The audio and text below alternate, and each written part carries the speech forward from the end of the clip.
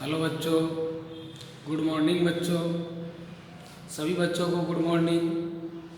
आशा कर रहा हूँ कि आप लोग घर पर तैयारी कर रहे होंगे, साथ ही आप सकुशल होंगे। आज मैं धर्मेंद्र मौर्य भास्कर साइंस पॉइंट की ओर से बायोलॉजी की ऑनलाइन क्लास फिर से लेके आया हूँ। देखिए प्यारे बच्चों, हमने बायोलॉजी का चैप्टर 2 कंप्लीट हो चुका है, जिसके मैंने 7 वीडियो डाले हैं। 7 के वीडियो आप लोग धर्मेंद्र मौर्य भास्कर कोचिंग क्लास के नाम से YouTube पर सर्च कर सकते हैं, आपको वहाँ मिलेगी।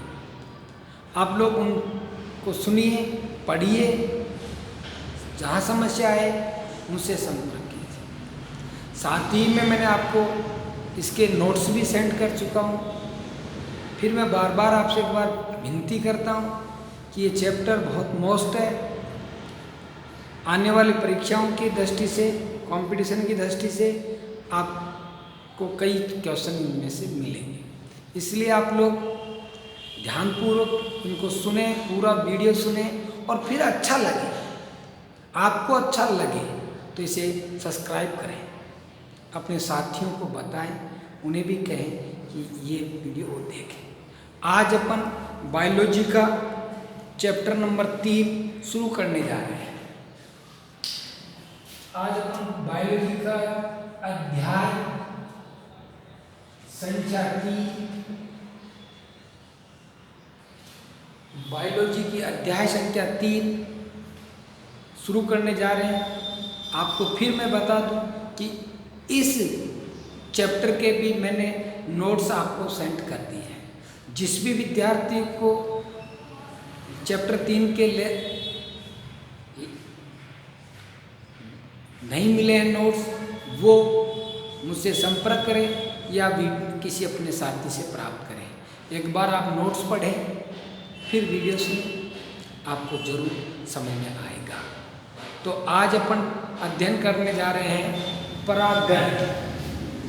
क्या पाठ का नाम है? परागण,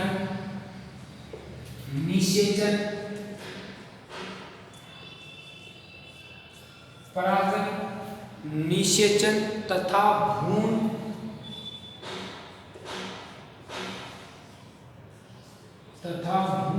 कोष व भ्रूण का परिवर्धन।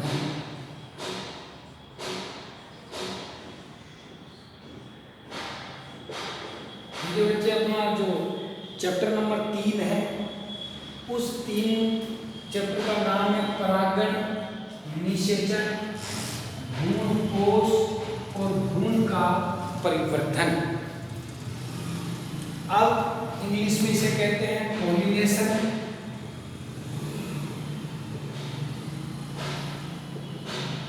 पॉलिनेशन, फर्टिलाइजेशन,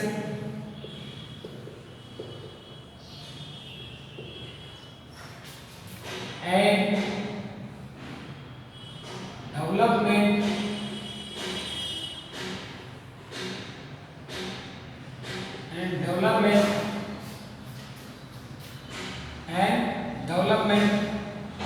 एंडोस्पर्म,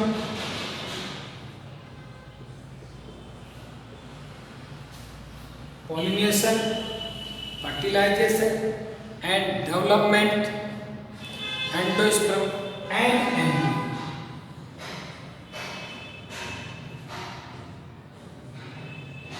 देखिए, ये चैप्टर आपको तभी समझ में आएगा जब इससे पहले वाला चैप्टर आप अध्ययन करेंगे या इससे पहले वाले चैप्टर का वीडियो आप देखेंगे। साथ के साथ वीडियो YouTube पर है, आप देखिए और फिर पसंद आए तो शेयर कीजिए। अब तीसरा चैप्टर चल रहा है जिसका नाम है परागण, निषेचन तथा भ्रूण कोष। यहाँ पर गौर से सुना, भ्रूण कोष कोश की अपन चर्चा इससे पहले वाले अध्याय 2 में कर चुके थे। भ्रूण कोश, यहाँ पर भ्रूण कोश है, इसलिए आप थोड़ा सा गौर से देखें। वह भ्रूण का परिवर्धन, pollination, fertilisation and development, endosperm and egg. अच्छा बच्चों, ये तो रहा हमारे चैप्टर का नाम। अब इसमें आप लोग थोड़ा सा पूर्व का अध्ययन कर चुके हैं। उसमें अपन ने परागगण की चर्चा की, वहां पर अपन परागकणों का निर्माण पढ़ा, परागकणों का निर्माण पढ़ा। अन्य चीजें अपन इंट्रोडक्शन में पढ़ते हैं। देखिए, मैं इस पाठ का थोड़ा सा इंट्रोडक्शन लेते हुए मुख्य पॉइंट पे आ जाऊंगा। परिचय पढ़िएगा, क्या है परागगण। परागगण का मतलब होता है परागकणों का जाना।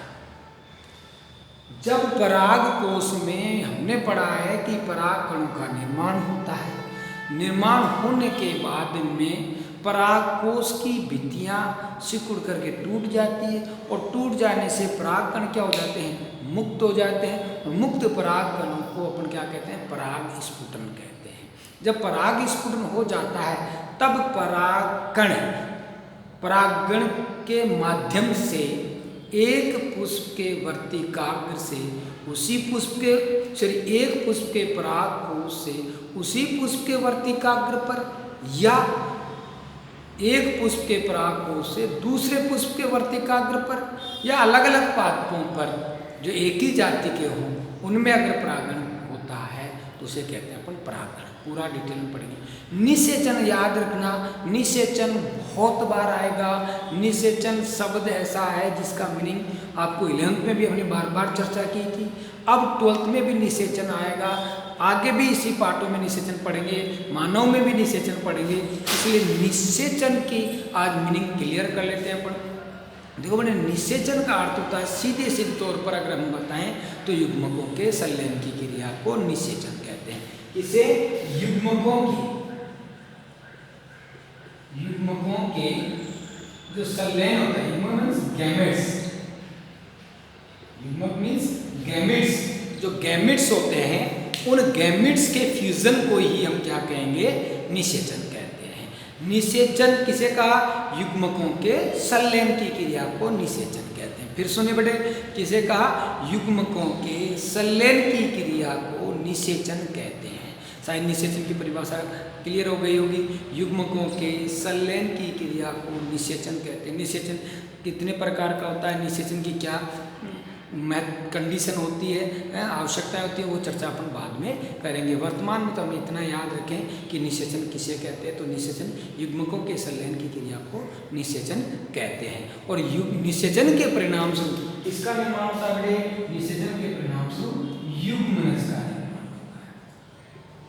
निषेचन के परिणाम स्वरूप किसका निर्माण होता है, युग्मनज, जिसे अपन कहते हैं जाइगोट। बहुत मोस्ट है, इसे याद रखेंगे क्योंकि बार बार ये शब्द आएगा। निषेचन के परिणाम से किसका निर्माण हुआ बेटे, युग्मनज का। बहुत मोस्ट है। अब एक चीज और याद रखेंगे दिमाग में कि ये युग्मनज कैसा होता है, एक कोशिकी होता है।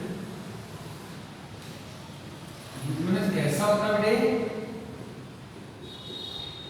एक कोशिकी होता है, यूनिसेलुलर। याद रखना, युग्मनज हमेशा कैसा होता है, एक कोशिकी, लेकिन द्विगुणित होता है। युग्मनज कैसा होता है, एक कोशिकी होता है, द्विगुणित होता है। फिर बोलेंगे निषेचन किसे कहा, बोलो बेटे एक साथ, युग्मकों के संलयन की क्रिया को निषेचन कहते हैं। निषेचन के परिणाम से किसका निर्माण हुआ, युग्मनज का निर्माण हुआ। अब युग्मनज का निर्माण होता है, युग्मनज कैसा होता है, एक कोशिकी होता है। तो युग्मनज एक कोशिकी और कैसा होता है, द्विगुणित होता है। और इस युग्मनज से ही किसका निर्माण होगा, एम्ब्रियो का निर्माण होगा। आगे चलकर के परिवर्तन में युग्मनज किसका निर्माण करता है, भ्रूण का निर्माण होता है। तो भ्रूण का निर्माण किससे हुआ बेटे, युग्मनज से। युग्मनज कैसे बना, युग्मकों के संलयन से। नाम लगाओ युग्मनज, युग्मकों का जुड़ना। और युग्मकों के जुड़ने से किसका निर्माण हुआ? युग्मनज का। और युग्मनज से किसका आगे चल करके किसका निर्माण कर रहा है बेटा परिवर्तन के द्वारा? भ्रूण का। भ्रूण का निर्माण किससे होता है? युग्मनज से। और निषेचन की क्रिया अलग मानव में फैलोपियन ट्यूब में होती है और पुष्पों में बीजांड में निषेचन की क्रिया होती है। इसलिए आज अपन परागण, निषेचन तथा भ्रूण का परिवर्तन के बारे में चर्चा करेंगे। ये हमारा चैप्टर का नाम है। अब अपन सीधे आ जाते हैं पहले परागण। अच्छा तो अब अपना जो टॉपिक है कौन सा? परागण पढ़ते हैं। चैप्टर नंबर 3 का पहला टॉपिक है हमारा परागण। चैप्टर नंबर 3 का पहला हमारा टॉपिक है परागण, पोलिनेशन।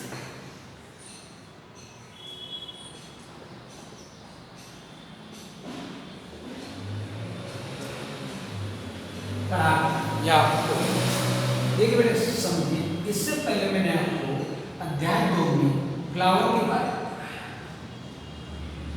इससे पहले अध्याय 2 में फ्लावर की चर्चा की और हमने फ्लावर में कहा कि नर भाग पुंग होता है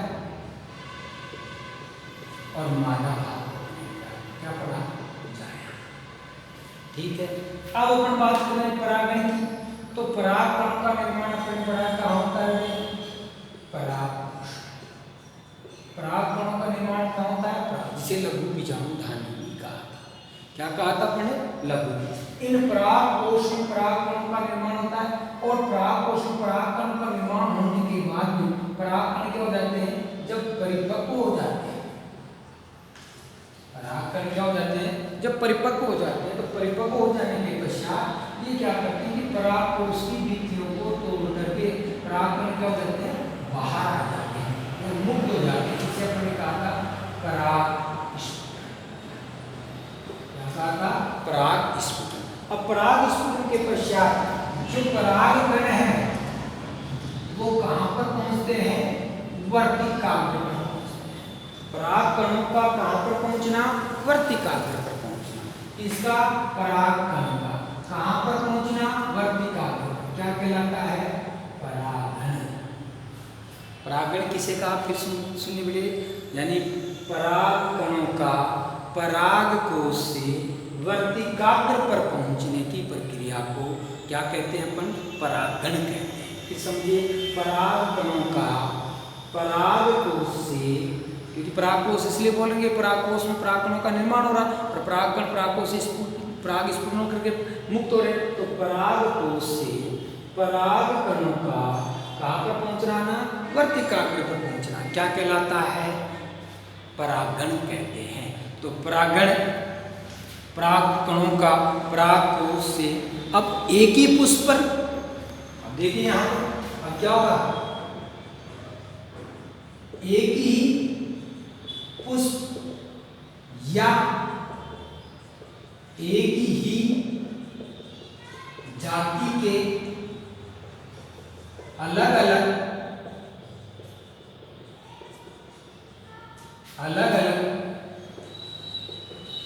पुष्पों के वर्तिकाग्र पर। सुनिए बेटे, यहाँ पर क्या है? अपन ने कहा कि परागकोश से परागकणों का कहाँ पर पहुंचना? वर्तिकाग्र पर पहुंचना। क्या कहलाता है? परागण कहते हैं। लेकिन परागण में यहाँ पर क्या? एक ही पुष्प के, उसी पुष्प के परागकण उसी पुष्प के वर्तिकाग्र पर पहुंच रहे या एक ही जाति के अलग अलग पुष्पों के वर्तिकाग्र पर पहुंच रहे हैं। इसको ही हम क्या कहेंगे? परागण कहेंगे। शॉर्ट डेफिनेशन पढ़ें तो अपन क्या कहेंगे? परागकणों का परागकोश से वर्तिकाग्र पर पहुंचना क्या कहलाता है? परागण कहते हैं। लेकिन यहाँ पर ये जरूर याद रखेंगे कि एक ही जाति के पुष्पों के मध्य प्रक्रिया होती है। अगर अलग अलग जाति के पुष्पों के मध्य परागण होता है तो परिवर्तन नहीं होता है। क्यों नहीं होता है? उसकी चर्चा अपन आगे करेंगे। वर्तमान में आप इतना याद रखें, परागकोश से परागकणों का एक ही पुष्प पर या एक ही जाति के अलग अलग पुष्पों पर क्या होता है? परागण होता है। तो उसे परागण कहते हैं। ठीक है बेटे, तो अपन ने परिभाषा याद होगी। परागण किसे कहा? परागण काल की जब परागकोश से परागकण परिपक्व होकर के बाहर आ जाते हैं और बाहर आकर के या तो उसी पुष्प पर या एक ही जाति के अलग अलग पादपों के पुष्पों पर पहुंच जाते हैं, उस प्रक्रिया को हम कहते हैं परागण। अब पढ़ रहे हैं परागण के प्रकार। परागण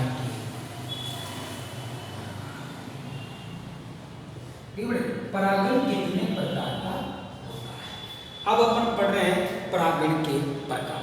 देखिए, परागण के प्रकारों की चर्चा करें तो हमने परागण के प्रकार पढ़े। परागण मुख्य रूप से कई किताबों में आपको 2 भागों में मिलेगा, कई किताबों में आपको 3 प्रकार से मिलेगा। अपन चर्चा करते हैं कि परागण निम्न प्रकार का होता है। परागण कितने प्रकार का होता है? निम्न प्रकार का। और निम्न प्रकार में मैंने कितने बताए थे? 3 बताए थे, 1, 2। पहला परागण होता है कौन सा? स्वपरागण। कौन सा? सेल्फ पॉलिनेशन, या इसे कहते हैं ऑटो।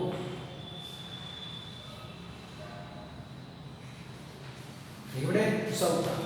दूसरा होता है सहजातीय।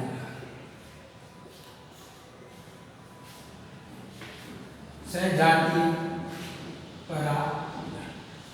और तीसरा होता है परपरागण, या इसे कहते हैं क्रॉस पॉलिनेशन, या इसे जीनोगेम कहते हैं। ठीक है बेटे, तो परागण कितने प्रकार का हो गया? 3 प्रकार का हो जाता है। कौन कौन सा? पहला स्वपरागण, दूसरा सहजातीय परागण, और तीसरा हो जाता है परपरागण। पहला लेते हैं हम स्वपरागण। अब इधर आ जाइए, स्वपरागण। पहला कौन सा लेते हैं अपन? स्वपरागण।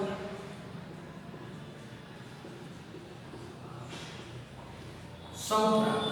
स्वपरागण क्या होता है समझिए कि स्व यानी स्वयं का, स्व यानी स्वयं का। यहाँ पर जब या इस प्रकार के परागण में क्या कहेंगे? इस प्रकार के परागण में जब एक पुष्प के परागकण उसी पुष्प के वर्तिकाग्र पर पहुंचते हैं। क्या कहा मैंने? यानी परागण की क्रिया जब एक ही पुष्प के मध्य होती है। मैं यहाँ शोर में क्या कहता हूँ? जब परागण की प्रक्रिया एक ही पुष्प के मध्य होती है। जब परागण की प्रक्रिया एक ही पुष्प के मध्य होती है, माना कि जैसे ये कोई पुष्प है, ये मैं बताऊं ये पुष्प है, थोड़ी देर के लिए बेटे देखो, ये पुष्प है। इस रेड वाले को अपन पराग कोष मान लें और इस ब्लैक वाले को वर्तिकाग्र मान लें। यहाँ से पराग कोष से परागकण निकला और इसी के वर्तिकाग्र पर पहुँच गया। तो एक ही पुष्प के मध्य परागकणों का क्या हुआ? परागण। एक ही पुष्प के मध्य परागण की प्रक्रिया होती है। मतलब इस पुष्प में कहीं से परागकण बाहर से नहीं आ रहे। इस पुष्प में परागकण की क्रिया, एक पुष्प में परागकण की क्रिया जो उस पुष्प का वर्तिकाग्र पर उसी पुष्प के परागकोश से परागकण प्राप्त होते हैं। इसे अपन क्या कहेंगे? स्वपरागण। ठीक है, उदाहरण के तौर पर यहाँ पर ले लेते हैं मटर, या एग्जाम्पल के तौर पर अपन क्या ले लेते हैं? मटर के पादपों में इस प्रकार का परागण देखा जाता है। बहुत सारे पादप हैं। दूसरा देखिए, दूसरा है सहजातीय।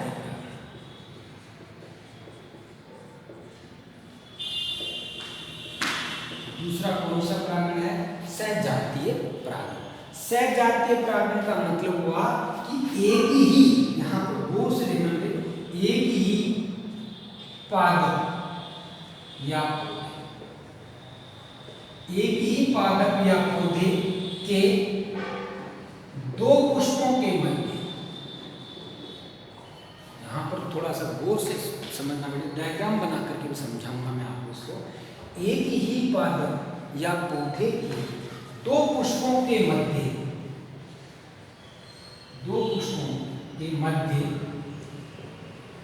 परागण होता है। कितने पुष्पों के मध्य?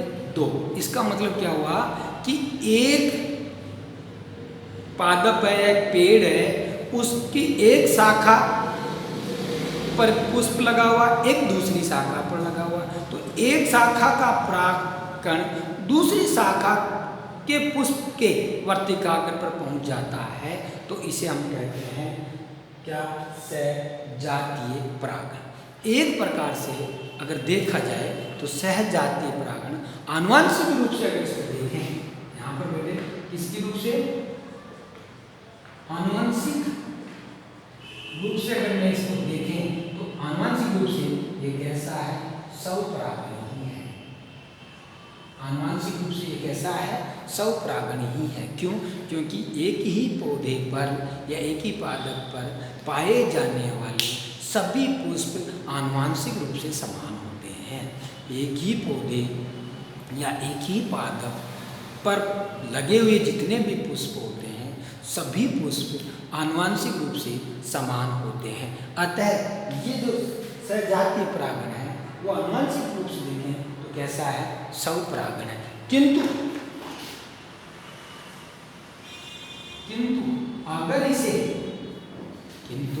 अगर इसे आप कार्यात्मक दृष्टि, क्रियात्मक रूप से देखें या पारिस्थितिक रूप से देखें,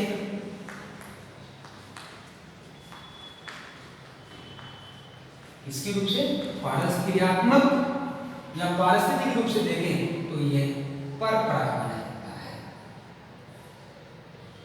कैसा होता है? परपरागण। परपरागण हम किसे कहते हैं? जब एक पुष्प के परागकण किसी दूसरे पुष्प के वर्तिकाग्र पर पहुंच जाते हैं। दूसरा पुष्प का मतलब पहले ही बता दिया, सहजातीय होनी चाहिए, एक ही जाति के मध्य होता है। तो एक प्रकार से कैसा हुआ? परपरागण हुआ, क्योंकि एक पुष्प के पराग कोश से परागकण दूसरे पुष्प के वर्तिकाग्र पर जा रहे हैं, तो इसका मतलब परागकण दूसरी जगह तो जा रहे हैं, तो वो कहलाता है। तो क्रियात्मक रूप से तो कैसा हुआ? ये परपरागण। लेकिन आनुवंशिक रूप से कैसा हुआ? ये स्वपरागण होता है। तो इस प्रकार परागण दो प्रकार का हुआ अभी तक। एक स्वपरागण मैंने कहा कि जब परागण की प्रक्रिया एक ही पुष्प में होती है, या इस प्रकार के परागकण में एक पुष्प के परागकण उसी पुष्प के वर्तिकाग्र पर पहुंचते हैं। सहजातीय में मैंने कहा कि एक ही पौधे के दो पुष्पों के मध्य जब परागण की क्रिया होती है, तो उसे अपन क्या कहा? सहजातीय परागण। तीसरा आता है परपरागण। तीसरा कौन सा आता है? परपरागण। देखिए परपरागण क्या कहा कि इस प्रकार के परागण की क्रिया में जब दो या दो से अधिक एक ही जाति के पुष्पों के मध्य, दो या दो से अधिक एक ही जाति के पुष्पों के मध्य परागण की क्रिया होती है। मतलब क्या हुआ कि एक यहाँ पर एक ही पादप के दो पुष्पों के मध्य, यहाँ अलग अलग पादपों के मध्य, यहाँ पर क्या कह सकते हैं अपन? अलग अलग पादपों के पुष्पों के मध्य। तो यहाँ पर देखिए, एक बार समझिए, यहाँ पर क्या है? एक ही पुष्प है। यहाँ पर परागण की क्रिया किसी एक ही पुष्प के मध्य हो रही है, जो मेन पॉइंट की चीज है। यहाँ पर क्या हो रहा है?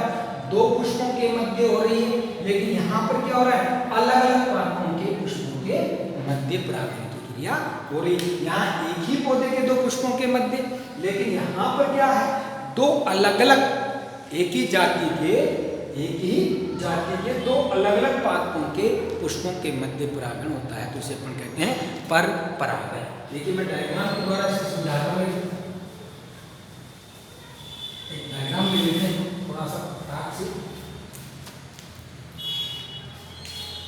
ये गमला है,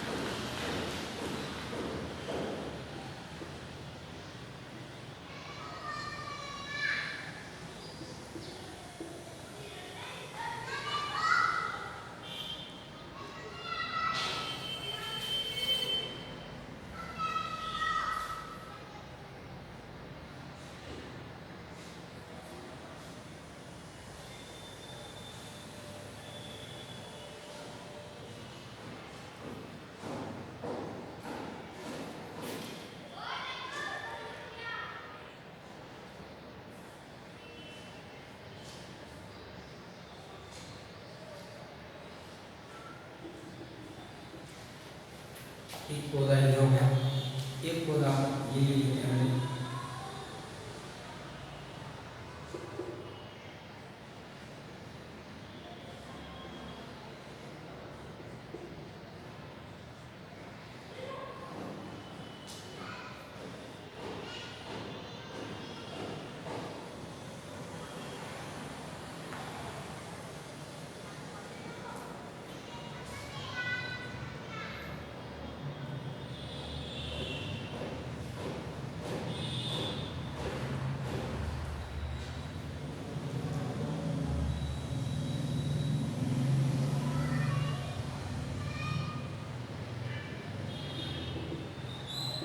ये देखिए, ये अपन ने दो पौधे लिए, एक ही जाति के हैं, दोनों के दोनों पौधे कैसे हैं, एक ही जाति के पौधे हैं। अब यहाँ पर देखिए कि अपन कह रहे हैं कि परागण की क्रिया निम्न प्रकार की होती है। पहला देखिए, जब यहाँ से परागण, पहला मैंने कहा स्वपरागण क्या होता है, एक ही पुष्प में, तो यहाँ इसके परागण, हमने क्या कहा, इसके परागकण इसी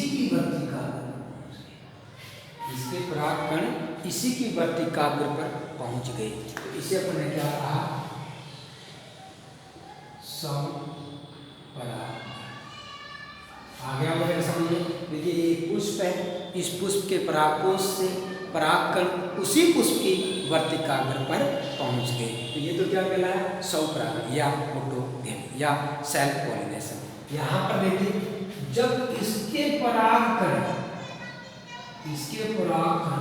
इस पुष्पराग, एक ही पौधे के दो पुष्पों के मध्य परागण की क्रिया हुई। यहाँ पर देखिए, एक ही पौधों के दो पुष्पों के मध्य सजाती, देखिए एक ही पौधे के कितने, दो पुष्पों के मध्य परागण की क्रिया हुई। एक पुष्प ये रहा, एक पुष्प ये रहा, पौधा ये एक ही है, तो एक पौधे के दो पुष्पों के मध्य परागण की प्रक्रिया हुई बेटे, एक पौधे के दो पुष्पों के मध्य किसकी क्रिया हुई, परागण की है, तो इसे अपन ने क्या कहा, सहजाति।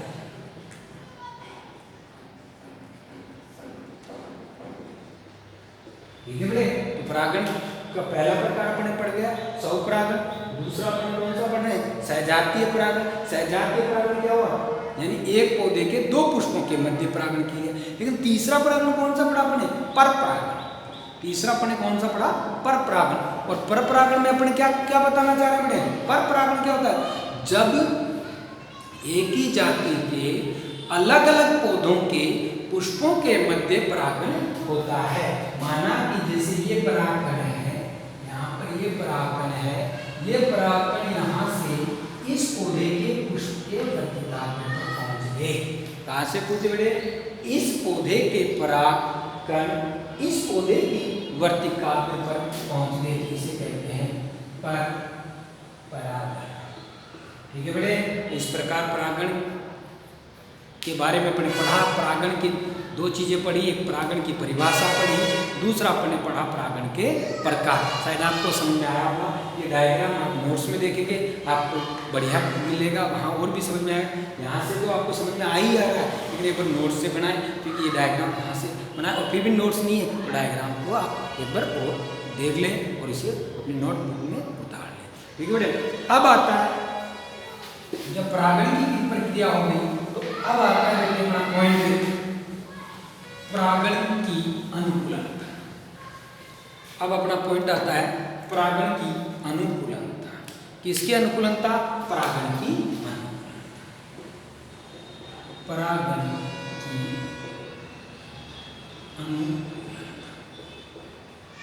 अनुकूलनता अडेप्टेशन के बारे में लेते हैं, अपन खूब पढ़ चुके हैं कि अनुकूलनता क्या होती है। अपन यहाँ पर ज़्यादा चर्चा नहीं करेंगे अनुकूलनता के बारे में, अपन सीधे आ जाएंगे परागण की अनुकूलनता। अभी अपने कहा कि परागण कितने प्रकार का हुआ, 3 हुआ, लेकिन अपन अनुकूलनता, क्योंकि सहजातीय परागण देखें तो आनुवांशिक रूप से तो 100 हुआ, और कैसे है क्रियात्मक रूप से परपरागण हो गया। तो कहने का मतलब या तो ये स्वपरागण की विशेषता दर्शाएगा या फिर परपरागण की विशेषता दर्शाएगा। तो अपन पहले पढ़ते हैं अपन स्वपरागण की अनुकूलनता।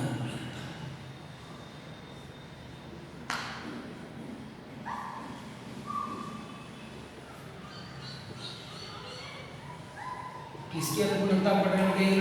स्वपरागण की अनुकूलता पढ़ रहे हैं।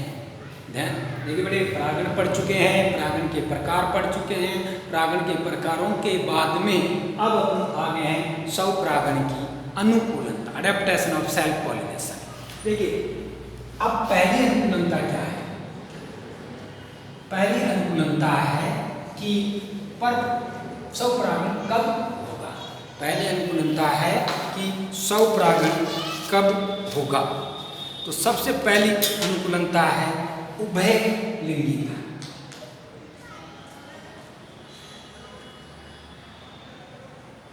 उभयलिंगीता या द्विलिंगीता।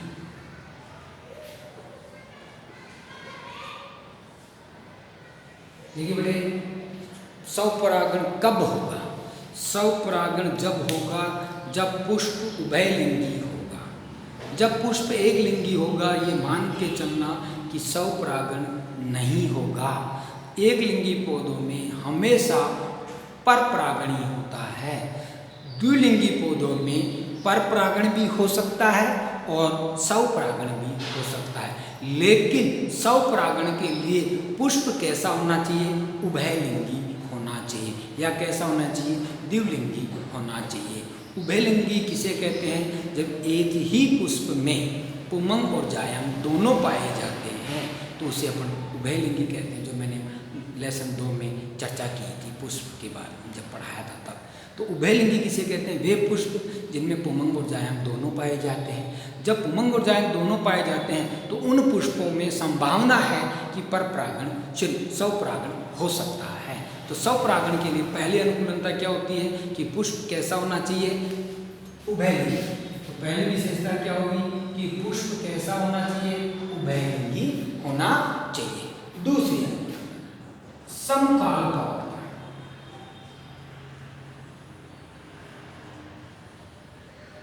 दूसरी अनुकूलता कौन सी है बेटे? समकालपवक्ता।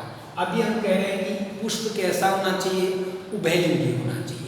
जब पुष्प उभयलिंगी है तो कौन सा परागण हो सकता है? स्वपरागण हो तो होगा ही होगा, पर परागण भी हो सकता है। लेकिन अब कंडीशन क्या आ रही है? दूसरी समकालपवक्ता। सम यानी समान, काल यानी समय, समान समय। समकालपवक्ता क्या? समान समय में। पवक्ता मतलब परिपक्व, पवक्ता का मतलब परिपक्व। समान समय में परिपक्व किसका? पुमंग और जायंग। क्या अर्थ हुआ? अर्थ ये हुआ कि पुमंग और जायंग के परिपक्वन का समय भी समान होना चाहिए। जिस समय परागकण परिपक्व हो रहे हैं उसी समय क्या होना चाहिए? जायंग के वर्तिकाग्र का भी परिपक्वन होना चाहिए। अगर दोनों के परिपक्वन में समानता नहीं है तो स्वपरागण नहीं होगा। तो पहले परागण की कौन सा आया? उभयलिंगी। दूसरा परागण कौन सा आया बेटे? कौन सी विशेषता आई? समकालपवक्ता। और तीसरी विशेषता बहुत ही मौस्ट विशेषता है, बहुत ही मौस्ट विशेषता है। कंपटीशन में क्वेश्चन भी आता है बेटे यहाँ से, बहुत ही मौस्ट विशेषता है, इसको स्टार लगा ले। तीसरी विशेषता है कौन सी? अनमूल्यता। कौन सी?